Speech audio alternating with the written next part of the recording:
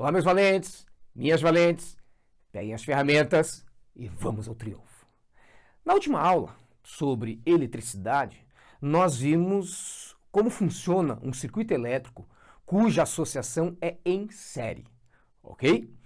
No nosso circuito demonstrativo, que a gente iniciou aquela aula e inicia essa agora, nós já podemos detectar o seguinte: se nós considerarmos aqui, na minha tomada, como uma fonte, imaginando que fosse uma corrente contínua, sendo que tomada é corrente alternada, a corrente elétrica circularia por aqui, passaria por esta lâmpada e, na sequência, por essa outra lâmpada.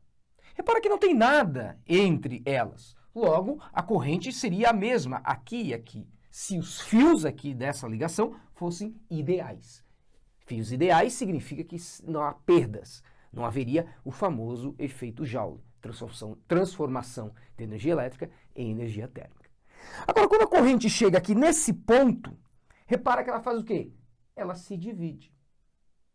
E nós vamos ver, no final dessa aula, que é devido a essa divisão da corrente elétrica, para conservar a carga elétrica, que essas duas lâmpadas não se acendem. Porque na divisão a corrente fica tão pequena que não gera efeito Joule suficiente para brilhar e encandecer luz e calor. Novamente, mais para frente, elas se juntam e volta a ser uma corrente elétrica inteira. Logo, acende esta lâmpada aqui. Então, estas três lâmpadas passam a mesma corrente, considerando os fios ideais. Logo, elas estariam em série. E essas aqui, a gente diz que estão em paralelo. Meu nome é Otávio Seco e nessa aula agora nós vamos detalhar o funcionamento de um circuito elétrico cuja associação de resistores está em paralelo. Repara que o desenho do circuito em paralelo, comparado com o circuito em série da aula anterior, ele tem um aspecto diferente. Antes eu tinha dois resistores, um no lado do outro. Agora eu tenho um sobre o outro e embaixo a fonte, que voltou a ser aquela bateria, aquela pilha, gerando uma corrente elétrica contínua, diferente da minha tomada, que gera corrente elétrica alternada. Mas presta atenção numa coisa. Você não vai definir se parte do circuito ou o circuito está em série ou paralelo pelo desenho. Você tem que observar as características eletrodinâmicas nesse circuito. E um dos principais quesitos do circuito elétrico em funcionamento é a corrente elétrica. Sem corrente elétrica, não tem funcionamento. Então, se você observar a corrente elétrica, você vai poder definir se está em série ou paralelo. E também com a ajuda da voltagem. Vamos prestar atenção no seguinte: eu tenho a minha fonte, positivo e negativo, sempre o risco maior positivo, menor negativo. A corrente sai do positivo e vai para o negativo, então ela vai fazer este caminho aqui. Repara que a corrente sai I, corrente total, gerada pelo circuito. Quando chega nesse ponto, denominado de nó, ela se divide. A carga elétrica, ela tem que se conservar, assim como a energia. Não pode aparecer mais carga elétrica. Então, se você tem 10 amperes aqui, o somatório dessas duas tem que ser quanto? 10 amperes. Não interessa se é 5,5, se é 7,3. Ok? Por isso que nesse nó eu denominei a corrente I1, que vai passar pelo resistor R1, e I2, que vai passar pelo resistor R2. Importante também, devido à conservação da carga, é verificar que no nó seguinte elas se somam. Por isso volta a ser I, retornando para a bateria.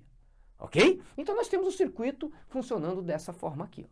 Já deu para ver que as correntes que antes eram sempre a mesma, aquela que passava pelo R1 era a mesma que passava pelo R2 sem divisão, agora temos uma divisão. Então a corrente elétrica que antes era igual sempre, I igual a I1, que é igual a I2, que é igual a I3, que é igual a IN, agora, como ela se divide, a soma das partes dá a corrente total. I igual a I1 mais I2 mais IN, porque você pode ter N divisões. I3, I4, I5. Depende do teu circuito, quantos nós vamos ter. Ok? Agora, antes no circuito em série, nós tínhamos uma voltagem diferente.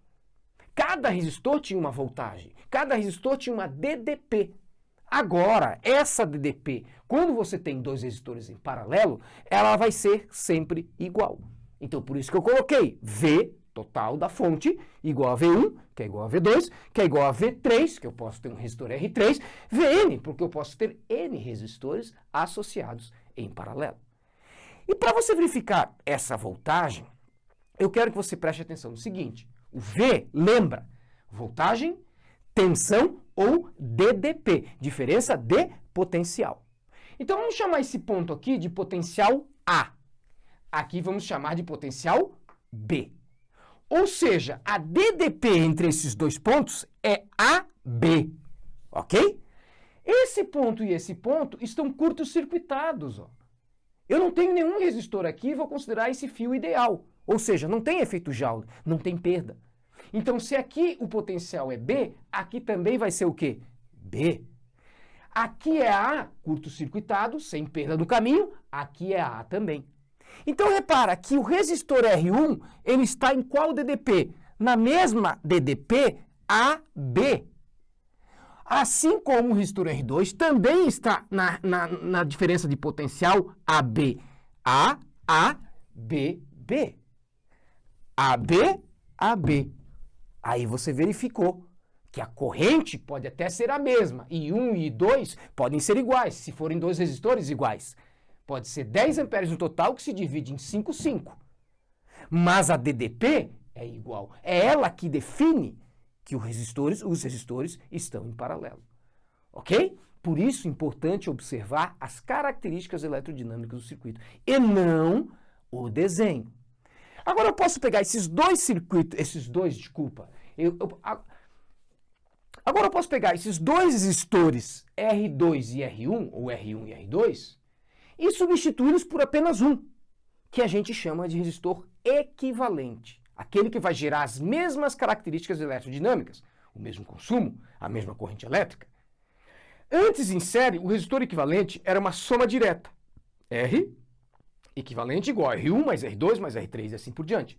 Agora, esta soma do resistor equivalente vai ser uma soma inversa.